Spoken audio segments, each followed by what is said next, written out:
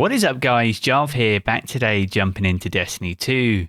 Now in today's video we're taking a closer look at the Death Adder. This is a reprised SMG returning this season, so we're going to take a look and see whether this can be a replacement for Recluse, where you can get this gun, and also the god rolls that you want to be looking for. So if you want a complete breakdown, then this is the video for you.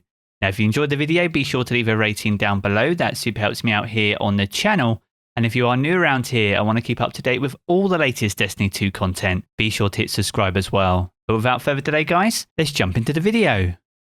Now alongside the launch of the current Season of Arrivals, we've got a mass of new weapons to go after. Some of those are brand new and some of those have been reprised from previous seasons. And this is going to be the look and feel that we're going to be getting moving forward into the future of Destiny when they start sunsetting weapons and potentially returning them again later down the line. Now with some fan favourites like Mountaintop and Recluse seeing sunsetting as soon as Season 12, it is time to start looking at potential replacements for those weapons. And one of those has presented itself this season, and that comes in the form of Death Adder. Now this is also a legendary energy SMG. It's a 900 rounds per minute and it has 37 in the magazine. Now this is a lightweight frame, exactly the same as Recluse. It has superb handling and you also move faster when you have the weapon equipped. Now if you don't have a Death Adder or you don't know where to get one, unlike most of the gear of Season of Arrivals, you can only acquire this weapon through the new Prophecy dungeon. This weapon will drop from the second encounter where you have to navigate and cleanse the cube. Now as soon as you've unlocked the Death Adder from the second encounter, you also have the potential to grab it from 2 of the secret chests throughout the Prophecy dungeon as well.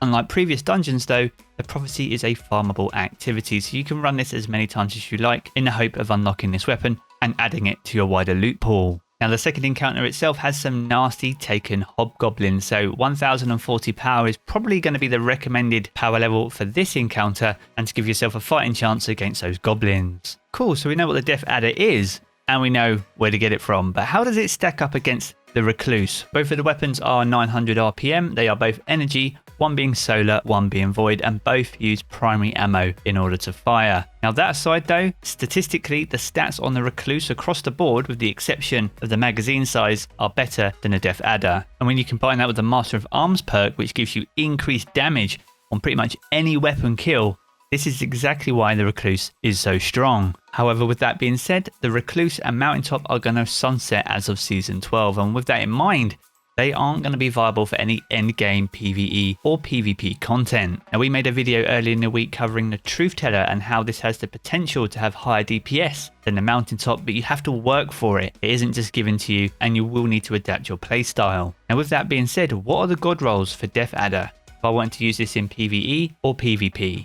The go-to barrel on the Death Adder would be corkscrew rifling. This gives you a balanced barrel with increased range and stability, as well as increases to your handling. So you get +5 across the board on all 3 of those stats. In terms of magazine, Tactical Mag is by far the best option available here. That'll give you a +5 to your stability, +10 to your magazine because the Death Adder empties its magazine very fast, and also an increase to your reload of +10. Now in terms of go-to perks, especially for PvE, Feeding Frenzy is very strong. Each rapid kill with the weapon progressively increases the reload speed for a short time, so that gets you back in the action as quickly as possible. And the go-to ones for PvE is probably Dragonfly, where precision kills create a elemental damage explosion. That is very good for clearing low-tier trash ads in a short period of time. Now if you're looking for a Crucible roll, you're going to need to increase the range on this weapon. So with that in mind, you're going to need Hammerforge Rifling. This will help increase your range by +10 without any penalties to any other stat. Anchorized Rounds again provides a +10 to your range without any penalties whatsoever. In terms of the columns then, you have the option of Dynamic Sway Reduction on this weapon, which improves the accuracy and stability while continuously holding down the trigger. That's very powerful on an SMG. And you also have Hip Fire Grip, which got a massive buff this season. That helps increase your accuracy, stability and precision hit targeting when you're firing from the hip. So either of those options are good shouts. In terms of the final column, you have a few options. Now rangefinder is here, so whilst aiming that weapon, that will increase its effective range and zoom magnification.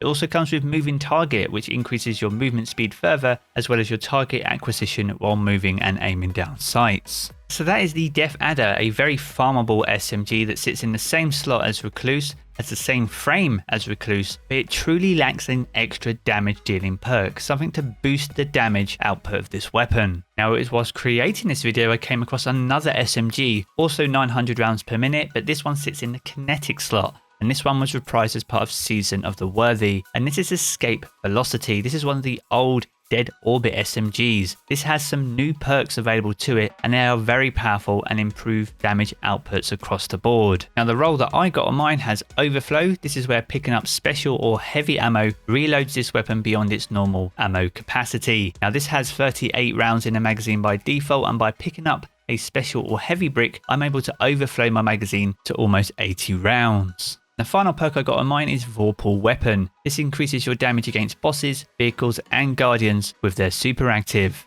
Now just in case you don't know, Vorpal provides a 15% increase on your damage output against bosses, guardians and vehicles, and when you stack that with the 7.77% you get from a boss spec, for example, you're increasing your damage output by just over 22%. Now, if you're able to stack that with an overflowed magazine, which gives you almost 80 rounds, the amount of damage you can do with a kinetic SMG is insane.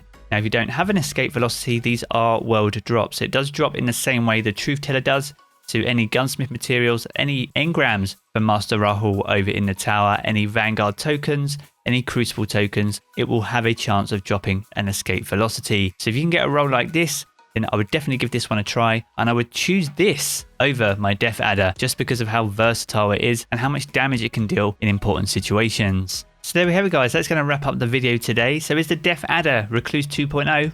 Not really, not by a long shot. Statistically and based on its perks, it can't reach those heights. However, there are other SMGs in the game, like the Escape Velocity, for example, which are great alternatives to experiment with ahead of the expansion later this year. Now, if you have enjoyed the video, be sure to leave a rating down below. That super helps me out here on the channel. And if you are new around here and want to keep up to date with all the latest Destiny 2 content, be sure to hit subscribe as well. I'm going to jump back into the game as always, guys, but I will catch you all again very soon.